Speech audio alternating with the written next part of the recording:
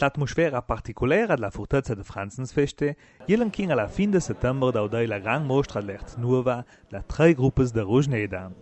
La mostra Panorama metuda agida la repartizione della cultura ladina tudescia italiana je unida giaurida dai assessores provinciei Musner, Casla-Tamur e Tomasini. Nur fani dall'ultima edizione pieta Panorama 4 na saura vision d'Lerz tuela la provincia.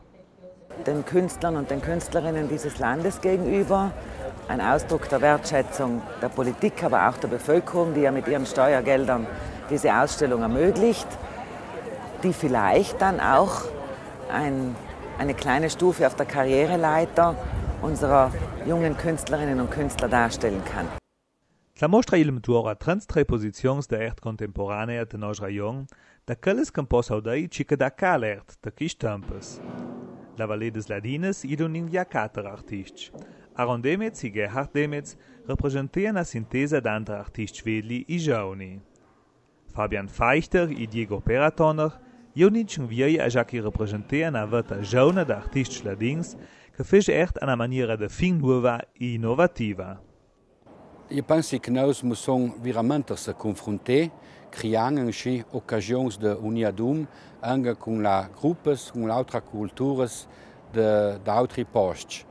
L'Ert domina intendere per me vester una.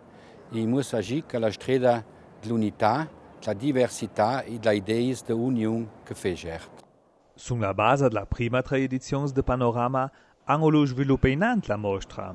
La personalità che fa spea è espressione di una generazione nuova d'Ert. De barriera presenta una gran varietà di tecniche e espressioni artistiche.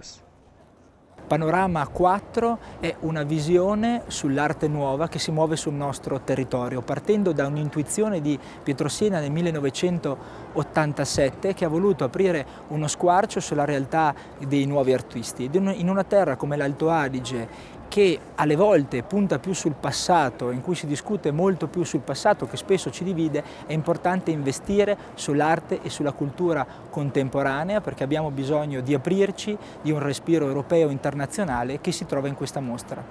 Per visitare la mostra possono muovere dalla parte più bassa della fortezza per girare per tutti i partimenti più alti. Panorama dà ancora un catalogo di 35 artisti con critiche di loro di 4 Rosnedes.